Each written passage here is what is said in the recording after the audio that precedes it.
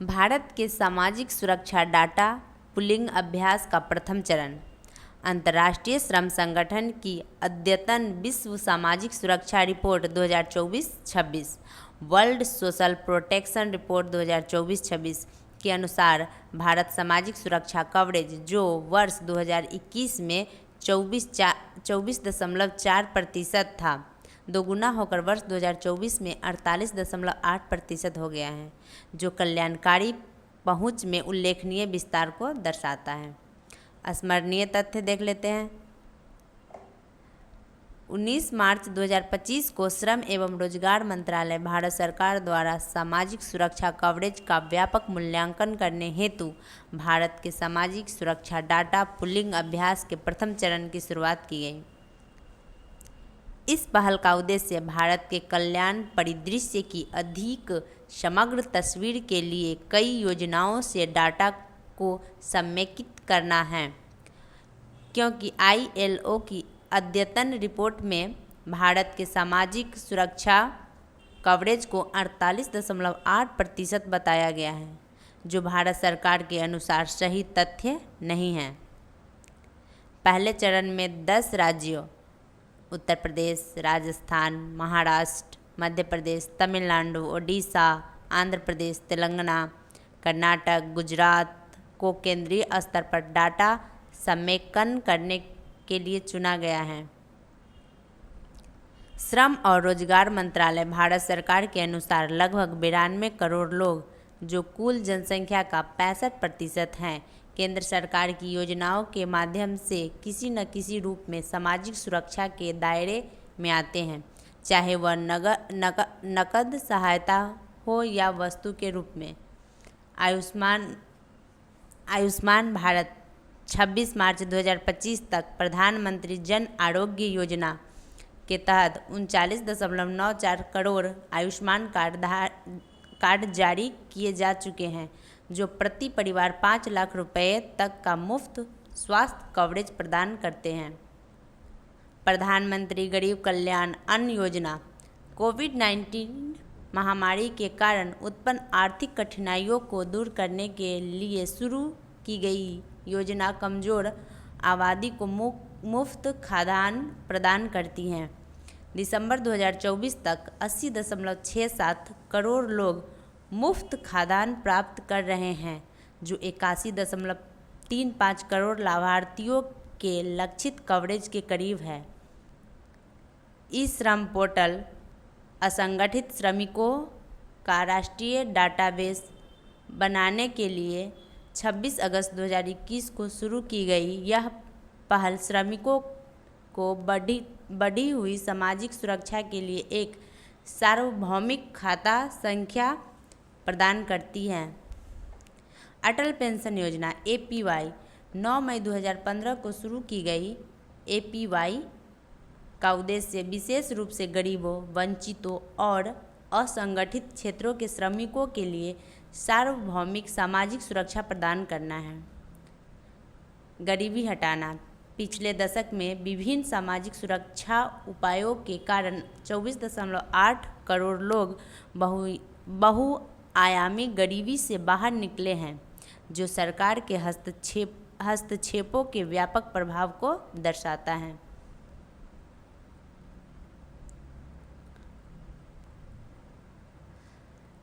राष्ट्रीय राजधानी क्षेत्र दिल्ली विधानसभा चुनाव 2025। राष्ट्रीय राजधानी क्षेत्र दिल्ली की 7वीं विधानसभा का कार्यकाल 24 फरवरी 2020 से 23 फरवरी 2025 तक था। इसी अवधि के अंदर नई सरकार का गठन होना था। इस परिप्रेक्ष्य में 7 जनवरी 2025 को भारत निर्वाचन आयोग ने प्रेस वक्तव्य के माध्यम से नई विधानसभा के गठन के लिए निर्वाचन कार्यक्रम की घोषणा की। स्मरणीय तथ्य। राष्ट्रीय राजधानी क्षेत्र दिल्ली में विधानसभा क्षेत्रों की कुल संख्या 70 है। इनमें से 12 सीटें अनुसूचित जाति SC/S के उम्मीदवारों के लिए आरक्षित हैं। 70 विधानसभा क्षेत्रों में मतदान 5 फरवरी 2025 को संपन्न हुई। चुनाव हेतु मतगणना 8 फरवरी 2025 को संपन्न हुई। चुनाव के परिणामों के अनुसार भारतीय जनता पार्टी की 26 वर्षों के बाद सत्ता में वापसी हुई। राष्ट्रीय राजधानी क्षेत्र दिल्ली विधानसभा चुनाव 2025 प्रमुख दलवार परिणाम देख लेते हैं। भारतीय जनता पार्टी को 48 सीटें प्राप्त हुई, उसमें मत का प्रतिशत था 45.56%। आम आदमी पार्टी को 22 सीट प्राप्त हुई, उनके मत का प्रतिशत था 43.57%। 20 फरवरी 2025 को रेखा गुप्ता ने राष्ट्रीय राजधानी क्षेत्र दिल्ली की नौवीं मुख्यमंत्री के रूप में शपथ ग्रहण किया। रेखा गुप्ता निर्वाचन क्षेत्र शालीमार बाग से चुनी गई।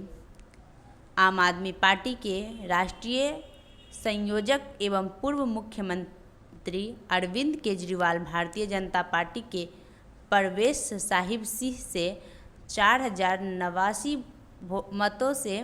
मतों के अंतर से नई दिल्ली विधानसभा सीट से हार गए। 20 फरवरी 2025 को भारतीय जनता पार्टी के विजेंदर गुप्ता ने दिल्ली विधानसभा के अध्यक्ष का पदभार ग्रहण किया। यूरोपीय आयोग के अध्यक्ष की भारत की आधिकारिक यात्रा। भारत यूरोप संघ द्विपक्षीय संबंध 1960 के दशक की शुरुआत से हैं, जब भारत वर्ष 1962 में यूरोपीय आर्थिक समुदाय के साथ राजनयिक संबंध स्थापित करने वाले पहले देश में से एक था। 2004 में हेग, नीदरलैंड में आयोजित 5वें भारत यूरोप संघ शिखर सम्मेलन के दौरान संबंधों को राजनीतिक साझेदारी में उन्नत किया गया। स्मरणीय तथ्य: प्रधानमंत्री नरेंद्र मोदी के नियंत्रण पर 27 से 28 फरवरी 2025 के मध्य यूरोपीय आयोग की अध्यक्ष Ursula van der Leyen Bharat की आधिकारिक यात्रा पर रही। उनका अध्यक्ष के तौर पर यह तीसरा भारतीय दौरा था। उनके नेतृत्व में European union college of commissioners भी आधिकारिक दौरे पर रहे। यह European union college of commissioners का पहला भारतीय दौरा रहा। उल्लेखनीय है कि यूरोपीय संघ भारत का सबसे बड़ा व्यापारिक साझेदार है, जो वर्ष 2023 में 124 बिलियन यूरो मूल्य के माल व्यापार या कुल भारतीय व्यापार का 12.2% हिस्सा है। प्रधानमंत्री की फ्रांस यात्रा। भारत एवं फ्रांस के मध्य घनिष्ठ एवं मित्रतापूर्ण संबंध वर्ष 1947 में राजनयिक संबंधों की स्थापना के बाद से ही बने हुए हैं। वर्ष 1998 में दोनों देशों ने अपने राजनयिक संबंधों को उन्नत कर उसे रणनीतिक साझेदारी का दर्जा प्रदान किया। दोनों देश वर्ष 2047 तक द्विपक्षीय संबंधों की दिशा तय करने के लिए एक रोड मैप बनाने पर सहमत हुए। स्मरणीय तथ्य: फ्रांस के राष्ट्रपति इमैनुअल मैक्रों के निमंत्रण पर भारतीय प्रधानमंत्री नरेंद्र मोदी ने 10 से 12 फरवरी 2025 के दौरान फ्रांस की आधिकारिक यात्रा संपन्न की। यह प्रधानमंत्री नरेंद्र मोदी का फ्रांस का छठा दौरा रहा।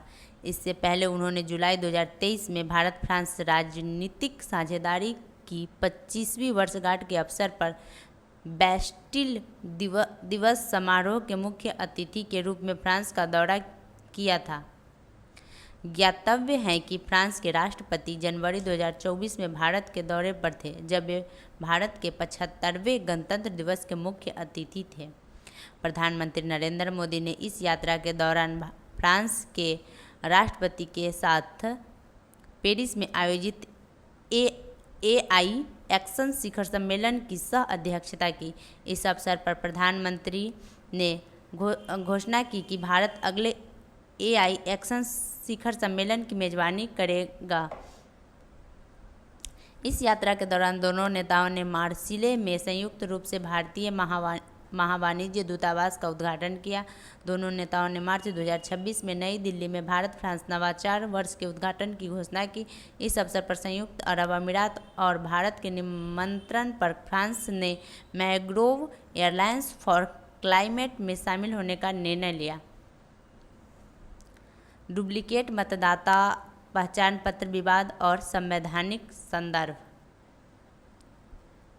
27 फरवरी 2025 को पश्चिम बंगाल की मुख्यमंत्री ममता बनर्जी ने आरोप लगाया कि विभिन्न राज्यों में मतदाता पहचान पत्रों के डुप्लीकेट नंबर प्राप्त हो रहे हैं। इससे चुनाव आयोग (ईसीआई) की कार्यप्रणाली पर सवाल उठे, जिससे मतदाता पहचान प्रणाली की विश्वसनीयता पर बहस हुई।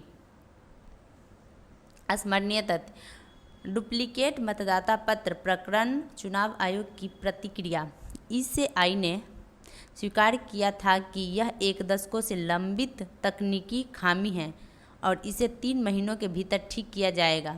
हालांकि चुनाव आयोग ने इस मुद्दे को 2 माह में ही सुधार लिया। डुप्लीकेट ईपीआईसी मामले को चिन्हित कर सभी प्रभावित मतदाताओं को नई यूनिक ईपीआईसी संख्या दी गई। राष्ट्रीय स्तर पर प्रत्येक मतदाताओं को एक अद्वितीय पहचान कोड प्रदान की गई।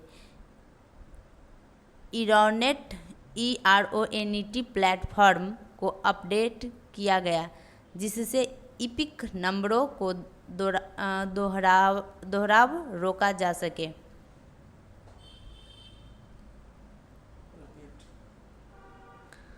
एक बार फिर देख लेते हैं इसको।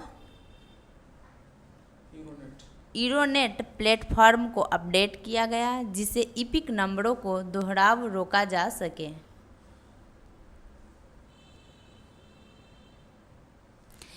ईपिक नंबर क्या है? Electoral photo identity card. प्रत्येक मतदाता के लिए 10 अंकीय अल्फा न्यूमेरिक कोड होता है। वर्ष 1993 में मुख्य चुनाव आयुक्त TN सेन के कार्यकाल में इसकी शुरुआत हुई। इरोनेट क्या है? यह एक वर्ष 2017 में निर्वाचन आयोग द्वारा विकसित डिजिटल प्लेटफॉर्म है जो मतदाता सूची के केंद्रीकृत प्रबंधन के लिए है। संवैधानिक और कानूनी संदर्भ देखते हैं। भारतीय संविधान के प्रावधान। अनुच्छेद 324 निर्वाचन के अधीन निर्देशन और नियंत्रण की शक्ति भारत के निर्वाचन आयोग में निहित है। अनुच्छेद 324 निर्वाचन के अधीक्षण, निर्देशन और नियंत्रण की शक्ति भारत के निर्वाचन आयोग में निहित है। अनुच्छेद 325 मतदाता सूची में किसी नागरिक को जाति, धर्म, लिंग आदि के आधार पर वंचित नहीं किया जा सकता है। अनुच्छेद 26 लोकसभा और राज्य विधानसभाओं के लिए चुनाव वयस्क मताधिकार के आधार पर होगा। इसके तहत 18 वर्ष से अधिक आयु का प्रत्येक नागरिक मतदान का अधिकारी है। लोक प्रतिनिधित्व अधिनियम 1950। धारा 17 कोई व्यक्ति एक से अधिक निर्वाचन क्षेत्र में पंजीकृत नहीं होगा। धारा 18 कोई व्यक्ति एक ही निर्वाचन क्षेत्र में एक से अधिक बार पंजीकृत नहीं होगा। लोक प्रतिनिधित्व अधिनियम 1951। धारा 62 प्रत्येक पंजीकृत मतदाता एक ही निर्वाचन क्षेत्र में एक बार मतदान करने का अधिकारी हैं। मुल्ला पेरियार बांध विवाद, पृष्ठभूमि, वर्तमान स्थिति और सुप्रीम कोर्ट का हस्तक्षेप। मुल्ला पेरियार बांध विवाद भारत के सबसे पुराने और जटिल अंतर्राज्यीय जल विवादों में से एक है, जिसमें तमिलनाडु और केरल सरकारें बांध की सुरक्षा, संचालन, मरम्मत कार्यों को लेकर मतभेद रखती हैं। 19 फरवरी 2025 को भारत के सर्वोच्च न्यायालय ने मुल्ला पेरियार बांध के संबंध में केरल के खिलाफ तमिलनाडु की शिकायतों की जांच के पर्यवेक्षी समिति को विचार करने का निर्देश दिया। केंद्र सरकार द्वारा राष्ट्रीय बांध सुरक्षा प्राधिकरण के प्रमुख की अध्यक्षता में इस समिति का गठन 3 जनवरी 2025 को किया गया। 6 मई 2025 को भारत के सर्वोच्च न्यायालय द्वारा पर्यवेक्षी समिति की सिफारिशों को लागू किए जाने का निर्देश दिया गया। स्मरणीय तथ्य: मुल्ला पेरियार बांध केरल के इदुक्की जिले के थेक्कडी में पेरियार नदी पर स्थित एक चिनाई वाला गुरुत्वाकर्षण बांध है।